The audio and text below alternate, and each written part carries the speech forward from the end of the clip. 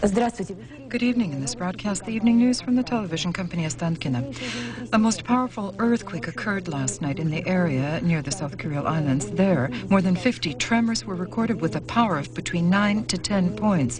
There are human casualties. According to preliminary reports from the Ministry on Emergency Situations, 10 people have died. Details of the occurrence are reported by telephone by our correspondent. A disaster. The disaster unfolded the 4th of October at 16:25 Moscow time. According to the Sakhalin Environmental Station, the first tremors were between 7.3 to 7.6 points on the Richter scale. Information from the station with a warning for the population was immediately transmitted to the Civil Defense Department, but it reached the South Kuril residents only after 7 hours. There was no electrical power nor tie with the South Kurils, and the South Kuril seismic station, had by decision of the Oceanic Meteorological Center of Russia, was closed down last year because of lack of funds. The disaster showed full force that one cannot economize on the safety of people. The epicenter of the quake was 150 kilometers from the Kakatan Island. The force of the third underground hit was 9 points on the Richter scale. Massive destruction of buildings and construction began. On Kanashir in the South Kuril Islands, 25 two-story residential homes and 15 one-story buildings were turned into rubble. In Shakatar, more than 10 homes were destroyed by landslides. Fully destroyed was the military three-story hospital, under the rubble of which still remain 9 patients and 1 nurse.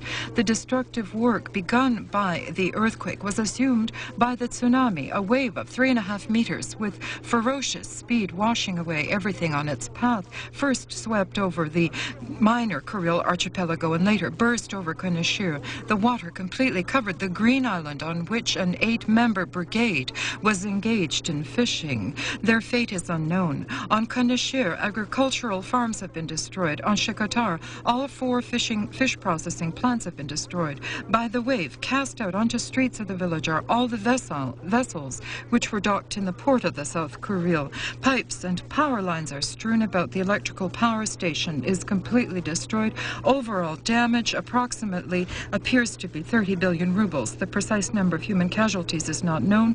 The Ministry on Emergency Situations is undertaking measures to liquidate consequences of the disaster. Rescue teams have been formed. 120 specialists have arrived to Sakhalin from Moscow and Irkutsk, but cannot fly to the Kurils because of inclement weather.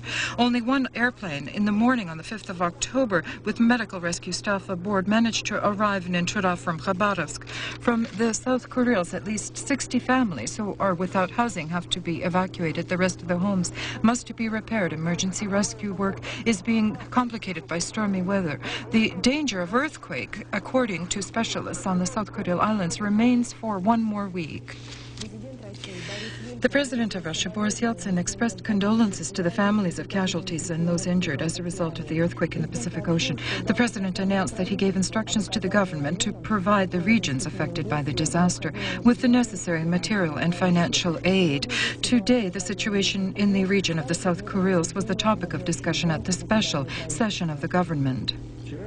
Last night, before midnight, the Azerbaijani television was interrupted by a broadcast live of the President of the Republic, Heydar Aliyev. He stated that the statehood of Azerbaijan is under threat. In the city Ganja, armed formations arrested local authorities and seized several administrative buildings and also the airport and railway terminal. The head of state also announced that he contacted the Prime Minister, Surat Hussein, and asked him to clarify the situation in that city because military units subordinate to him are involved in the mutiny. The head of state called all the citizens to gather at night near the presidential palace in order to together defend Azerbaijani statehood. During the brief period of time, despite the late hour, tens of thousands of people gathered here. They stated that the coup would not be accomplished. Approaching dawn, Heydar Aliyev spoke out at the demonstration and stated that Ganja citizens gave a noble rebuff to the rebels. Later, at close to 6 in the morning, the Prime Minister Surat Hussein gathered journalists for a press conference where he refuted all accusations made against him, confirming the presence of discord between him and the head of state, and said he won't leave his post. Today in Baku, thousands of people demonstrated in defense of Azerbaijani statehood and in support of the president.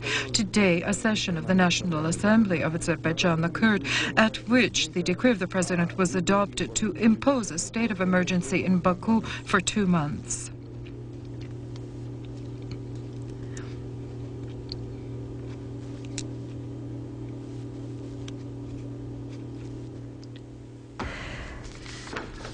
The president of Azerbaijan described as a continued attempt at a state coup events which occurred last night in the Azerbaijani city of Ginjan. Gedar Aliyev also appealed to the international community, and in this appeal he announced that by force directly controlled from outside Azerbaijan, an attempted state coup in Azerbaijan is underway. The government of Russia expressed concern for events in Azerbaijan, a neighboring, friendly, and a nation which is a member of the CIS. We condemn any anti-constitutional actions against the lawfully elected president of Azerbaijan, and we feel that all healthy forces of the country should unite in order to strengthen the Azerbaijani Republic as an independent, sovereign, and democratic nation. So it's noted in the statement of the government of Russia. In the Kador Gulch of Abkhazia, today the operation began to find and annihilate combat technology and artillery weapons. 10 groups of peacekeeping forces are conducting reconnaissance search missions in the mountain chains. Itartas reports from Abkhazia, action of the peacekeeping forces evoked reciprocal action from the Svansk formations, who announced their readiness to launch a partisan war. The operation in the Kador Gulch will last for not less than 10 days, after which, in this strategically important region, not one armed formation should remain. On the territory of Chechnya, combat activities continue. Last night, a bridge was blown up over the river dividing Grozny and the 1st May Cossack settlement. According to Itartas's information, in the village Bratskaya, a significant group of armed supporters of Gerhard Dadaev have been surrounded because they are not yet actively resisting. Leaders of the Interim Council of Chechnya, in order to avoid casualties, for now is refraining from launching attacks on this populated point.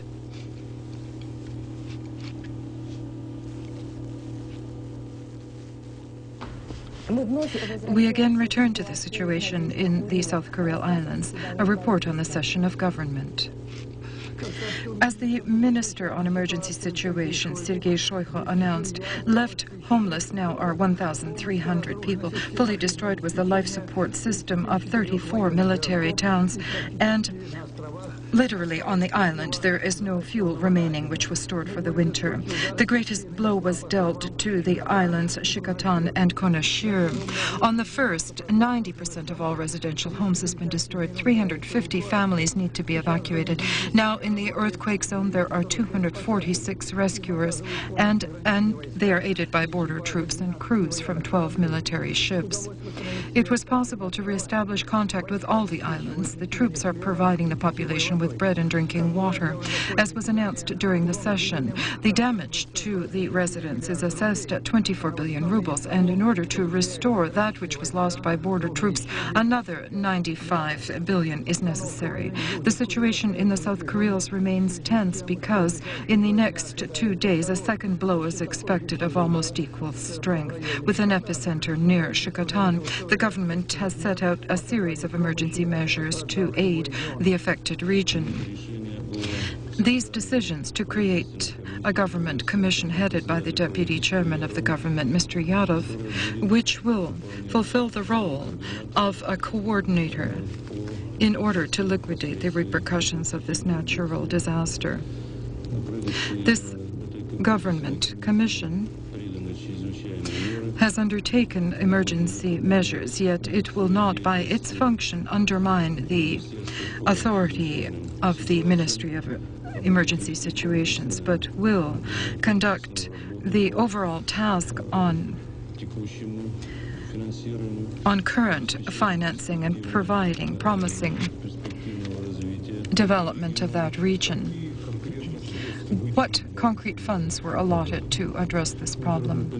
First of all, we understand that the Commission must truly possess not only disposal command functions verbally, but must have financial resources. Therefore, today, literally in 1 hour, the account numbers will be announced by the Ministry of Finances, to which the first 10 billion rubles will be deposited to liquidate the repercussions and, first of all, to protect the population from this disaster.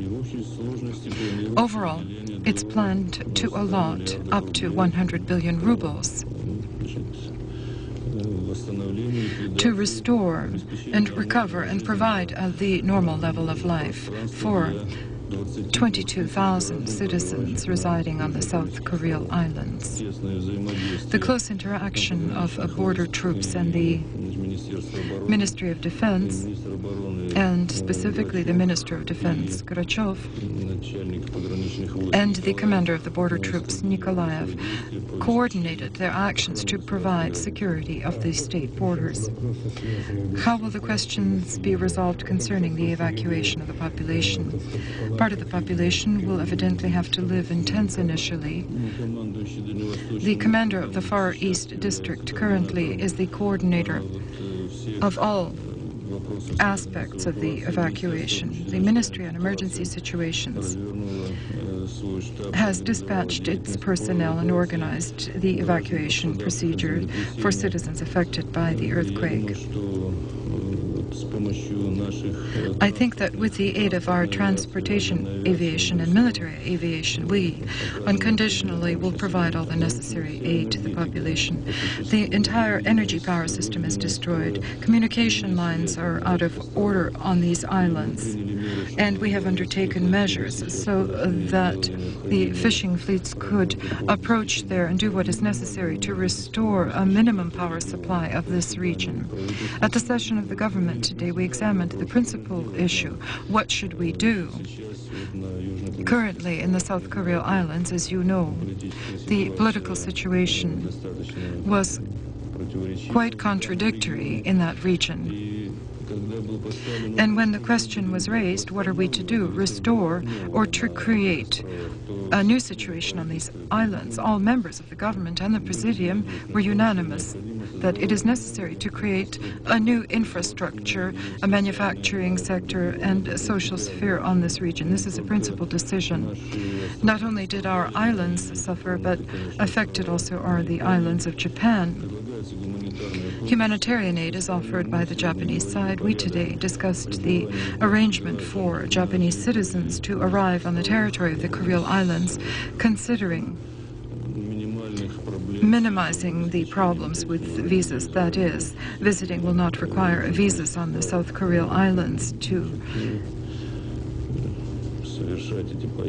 conduct these trips and provide the necessary humanitarian aid. We're also currently looking at the possibility of using a credit line from Japan in order to conduct all the restorational work for resuming normal life on the islands. Today, after parliamentary vacations, the deputies of both chambers of the Federal Assembly of Russia resumed their work. In connection with this, President Yeltsin directed a letter of greeting to the deputies in which he noted that the Federative Council and the State Duma have become full-fledged constitutional organs of legislative power. Their practical performance dispelled a multitude of pessimistic predictions that normal interaction between the executive and legislative branches of power was impossible. The main objective of the session today, the President noted, was by joint efforts to define the priorities of indispensable laws which the public awaits.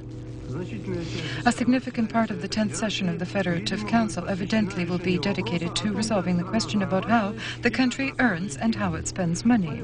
Included in the agenda is the government's report about executing the budget.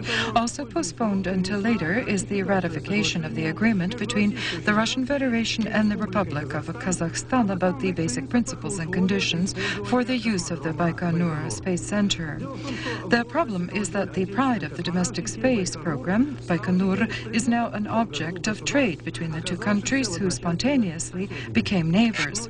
Many members of the Federative Council considered it superfluous to pay Kazakhstan annually for 2 decades 115 million American dollars in order to rent the space center.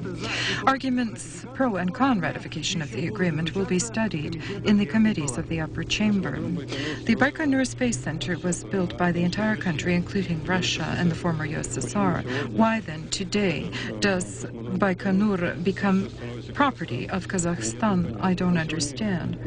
We talk about today throwing 115 million in and later 200 million. At the same time, today we cannot settle our account with the Plisetsky space station. There is no salary, 3 days of fuel reserve left. At the same time, the Plisetsky space station with the military units owe more than 6 billion rubles for electrical power.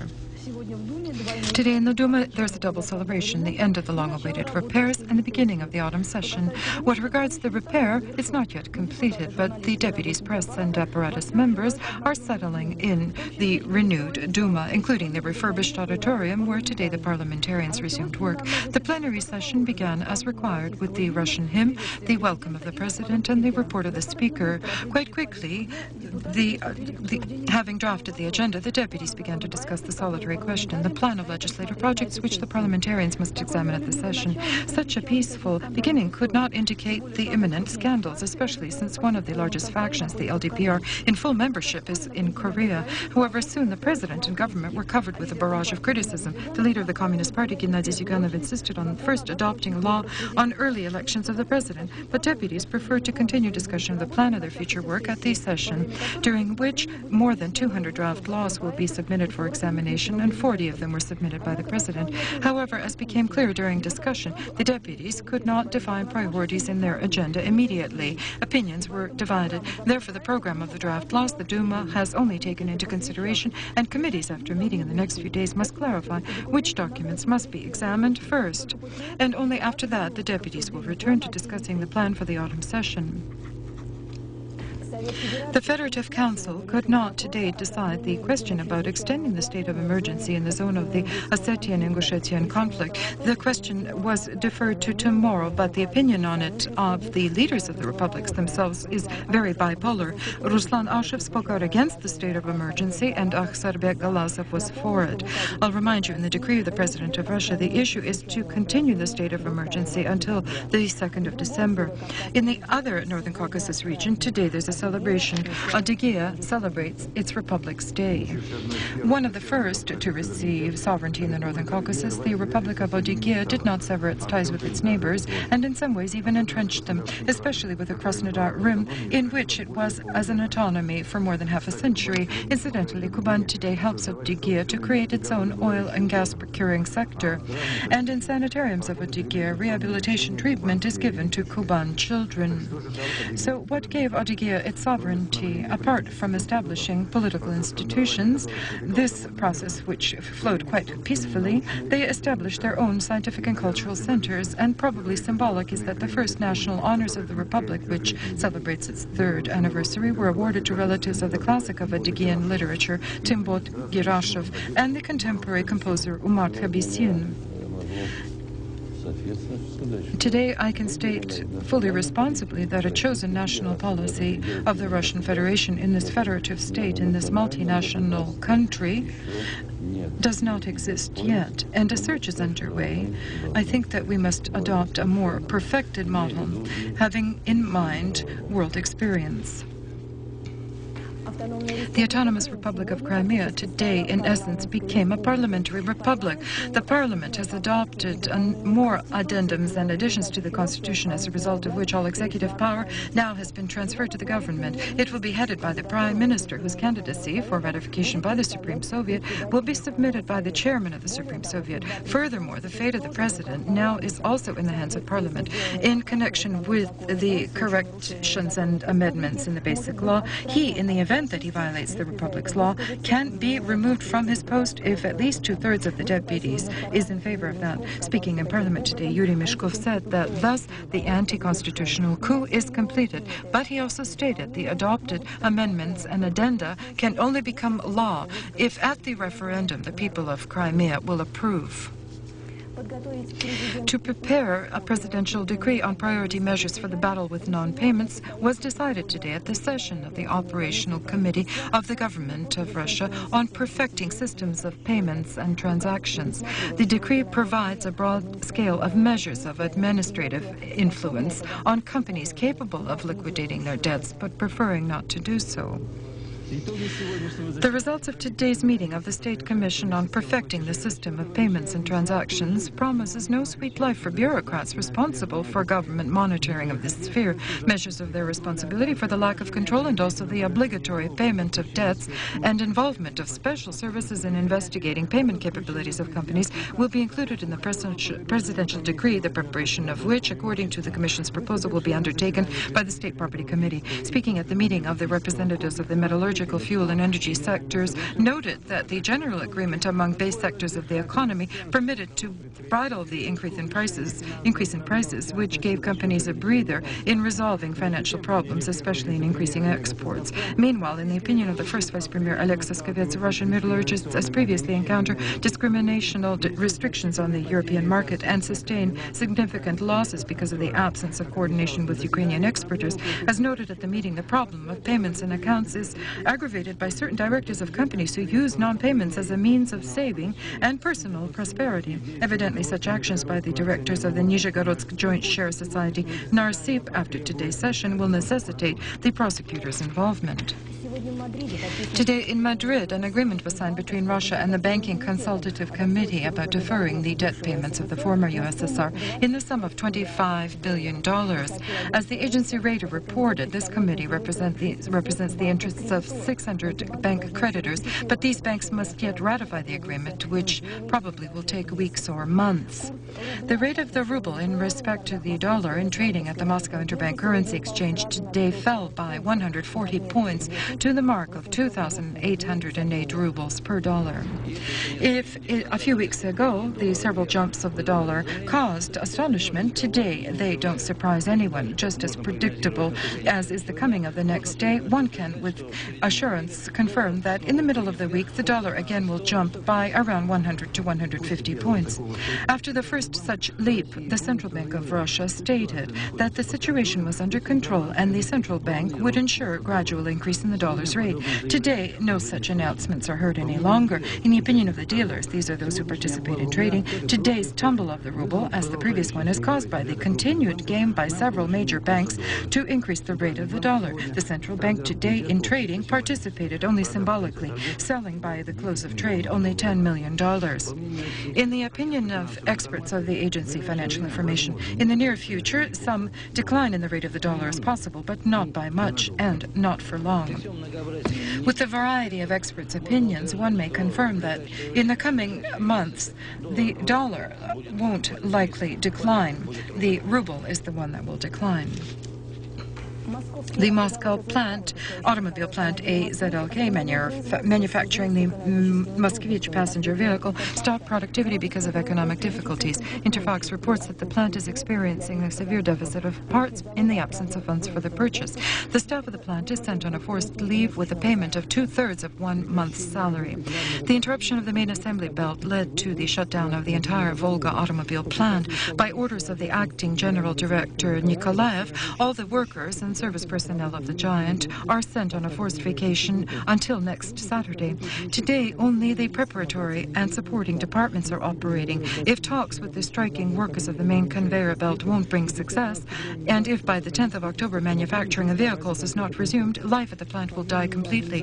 In the opinion of the strike organizers, the leaders of the labor union Unity, the administration violated the basis of the collective agreement, not paying salary for August on time. Directors of the Joint Share Company disagree because the vast plant has been operating for a long time in difficult economic conditions. Directors of the plant turn to the law enforcement organs to make those responsible for the interruption of the manufacturing answerable for the material damage to the peaceful population, which incidentally amounts to hundreds of millions of rubles. A compromise is unlikely. The conflict at the VAS continues. And yet, in our lives, there are spheres where compromises are reached easily. Teachers' Day in Russia is usually celebrated the first Sunday of October, but if you congratulate your teachers today, you won't be out of step. According to the UNESCO calendar, today is International Teachers' Day. Therefore, the President of Russia issued instead instructions to henceforth mark the celebration the 5th of October. As all presidential decrees, this takes effect from the moment it's publicized. So, accept congratulations, our dear teachers. The work of a teacher was always considered honorably, but only in words. Entering pedagogical institutes were those drawn by vocation or those not able to enter elsewhere. Now only the first reason remains. To condemn oneself to an impoverished existence and the hard labor of teaching is something that only true enthusiasts can do. And such people participated in the competition called Teacher of the Year for 1994. Do you feel like you're the best teacher in Russia? No, I will never feel that way. I'm a winner of a competition, not more than that, because thousands of teachers in Russia work far better than I do, and I bow before them.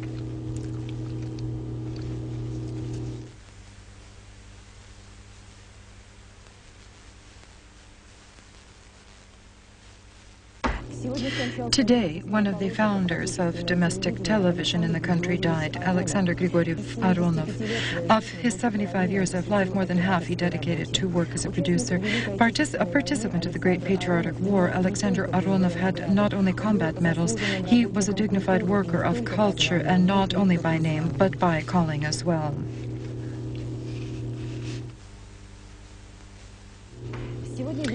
This evening, Boris Yeltsin had a telephone conversation with the American President, Bill Clinton, pursuant to agreement achieved during the visit of the President of Russia to the United States. During the conversation, the presidents agreed about certain concrete steps toward furthering development of the two-sided relations and also cooperation in regularizing regional conflicts.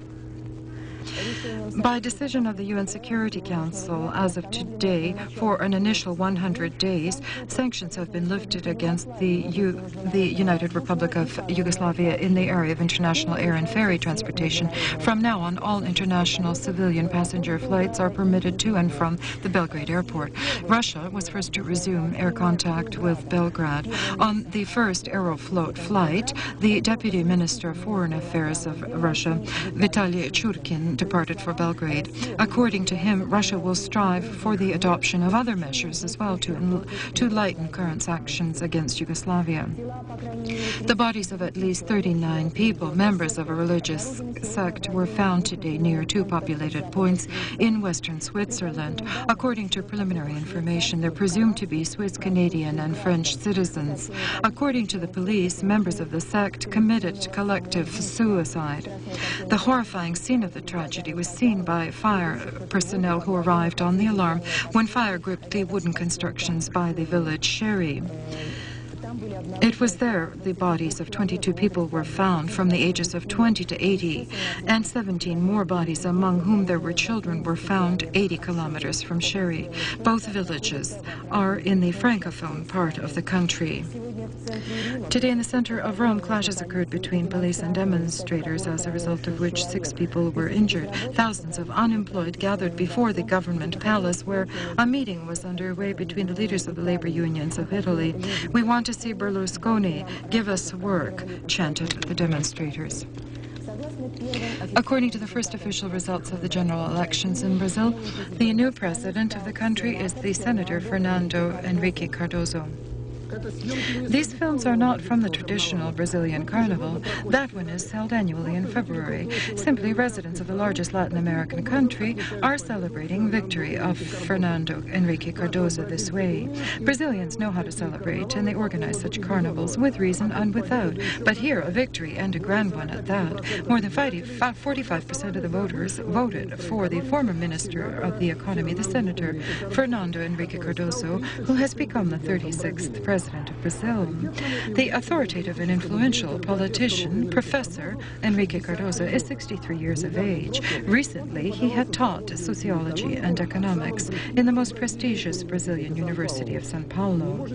Of interest also is the fact that the problem of his own country and Latin American continent, the professor examines from a Marxist point of view. It's curious also that although Henrique Cardoso is elected to the post of the head of state from the coalition, which included right-wing parties, he does not consider himself to be a right-winger. "I belong to the leftists, but not to the outdated utopian leftists, but to the contemporary, the capable of survival left," Cardoso had often stated. The popularity among the people he gained through his economic policies. While he was the Minister of the Economy in Brazil, he was instrumental in introducing a new monetary unit, the real. This not only allowed to strengthen the national currency, but decreased inflation. It It's sufficient to say that 6 weeks after it was introduced the 1st of July of this year, inflation declined from 50 to 6% in the middle of August. And finally, Fernando Enrique Cardozo quite often spoke out for the broadening of trade economic ties with Russia. He feels that their current level cannot satisfy either our country or Brazil, but this evidently is in the future. For now, Brazil is rejoicing and celebrating the victory of Enrique Cardozo. With the news of sports today, the commentator Anatoly Malyavin, I wish you all the best.